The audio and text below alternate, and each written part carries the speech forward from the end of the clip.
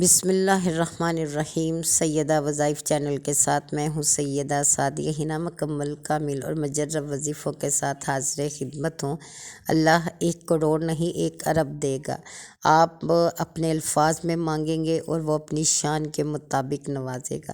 جو یہ وظیفہ کر لیتا ہے اس کے دن پھر جاتے ہیں، پھر وہ کبھی غربت کی سیاہ رات نہیں دیکھے گا۔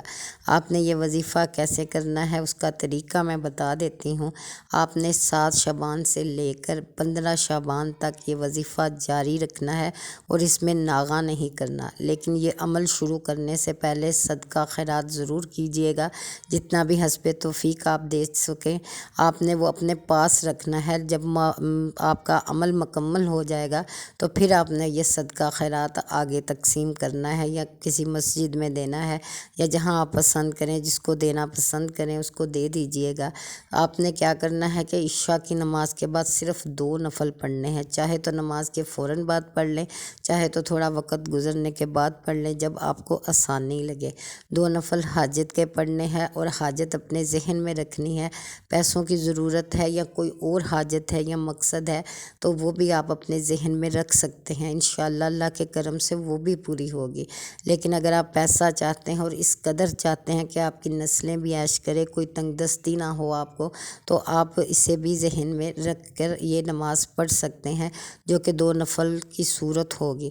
آپ نے 2 نفل نماز حاجت کے پڑھ لینے کے بعد اسی جگہ پر بیٹھنا ہے، اور کسی سے بات نہیں کرنی، نہ کسی کی بات کی طرف دھیان دینا ہے۔ اپنا پورا توجہ اور یکسوئی کے ساتھ یہ عمل کرنا ہے، کیونکہ بہت بڑی بارگاہ ہے، بہت عظیم سلطنت ہے، جہاں سے مخلوق کو رزق دیا جاتا ہے، کسی کو بے حساب نواز دیا جاتا ہے اور کسی کو تنگی کے ساتھ عطا کیا جاتا ہے۔ یہ سب اس کی شان ہے، اور مانگنے والے کو اللہ تعالیٰ ضرور عطا فرماتا ہے اور کسی قسم کی کمی نہیں رکھتا۔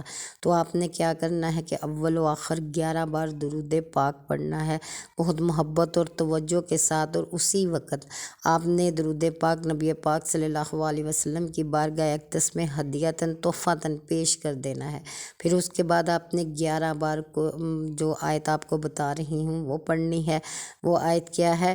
قل اللہم مالک الملک تؤتی الملک من تشاء وتنزع الملک ممن تشاء وتعز من تشاء وتذل من تشاء بیدک الخیر انک علی کل شیء قدیر۔ اس کا مطلب ہے کہ اے اللہ تو ملکوں کا مالک ہے، بادشاہ ہے، جسے چاہتا ہے ملک عطا کرتا ہے اور جس سے چاہتا ہے چھین لیتا ہے، جسے چاہتا ہے عزت دیتا ہے اور جسے چاہتا ہے ذلیل کرتا ہے، اور تیرے ہی ہاتھ میں ہر بلائی ہے اور تو ہر چیز پر قادر ہے۔ سب سے پہلے آپ نے اسے 11 بار پڑھ لینا ہے۔ پھر آپ نے اس کے بعد کیا کرنا ہے کہ جب آپ پڑھ لیں تو 1100 بار اللہ الصمد، اے بے نیاز۔ یہ جتنی دولت ہے، یہ جتنی بادشاہت ہے جو دنیا میں تقسیم کی گئی ہے، اس بے نیاز ذات کی طرف سے، بے شک وہ بے پرواہ ہے، اپنے بندوں سے جتنا مرضی عطا فرما دے، اس کے خزانوں میں کمی نہیں آتی، اور جس کو چاہے مرضی دے دے، اس کو کوئی روک نہیں سکتا۔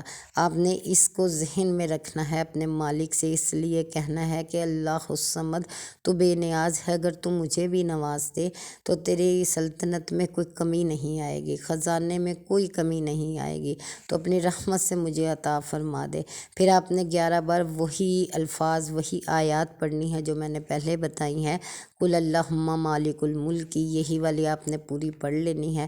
پھر اس کے بعد آپ نے 11 بار درود پاک پڑھنا ہے، اور اللہ تعالیٰ سے رو کر گڑ گڑا کر دعا کرنی ہے اپنے حق میں، اپنے نصیب کے لیے، اپنے لیے خیر کے لیے، کہ اللہ رحمت کے ساتھ آپ کے معاملے بہترین فرمائے، آپ کی زندگی میں، آپ کی قسمت میں اس قدر رزق لکھ دے کہ آپ لوگوں سے بے نیاز ہو جائیں۔ سب سے بڑی بات یہ ہے کہ کسی انسان کو کسی دوسرے انسان کی ضرورت نہ پڑے، کسی سے مانگنے جانا نہ پڑے، کسی کا منہ نہ دیکھنا پڑے۔ تو یہ دعا اپنے بہت دل سے، اخلاص سے اللہ کی بارگاہ میں پیش کرنی ہے کہ مالک کسی کا محتاج نہ رکھے، جتنی بھی آپ کی ضرورت ہے اس سے زیادہ آپ کو نواز دے، اور اتنا نواز دے کہ آپ غنی بھی ہوں اور یقیناً سخاوت بھی کریں گے، آپ دوسروں کو بھی دیں گے۔ اللہ کبھی کسی انسان کو کسی کا محتاج نہ کرے، لیکن آپ جہاں دیکھیں گے آپ نے یہ نیت کرنی ہے کہ اللہ مجھے رزق دے گا تو میں اس رزق میں سے ضرور بانٹوں گا یا بانٹوں گی، دوسروں کو بھی دوں گی، خود بھی کھاؤں گی یا کھاؤں گا اور دوسروں کو بھی کھلاؤں گا۔ اپنی نیت صاف کر کے مانگیے گا۔ جو اپنے تک محدود رکھتے ہیں وہ جلد غریب ہو جاتے ہیں، اور جو تقسیم کرنا شروع کر دیتے ہیں اللہ تعالیٰ انہیں نوازتا رہتا ہے۔ آپ نے جب یہ عمل پورا مکمل کرنا ہے تو پھر اس کے بعد آپ نے جو صدقہ خیرات رکھی ہے وہ آپ نے باہر دے دینی ہے۔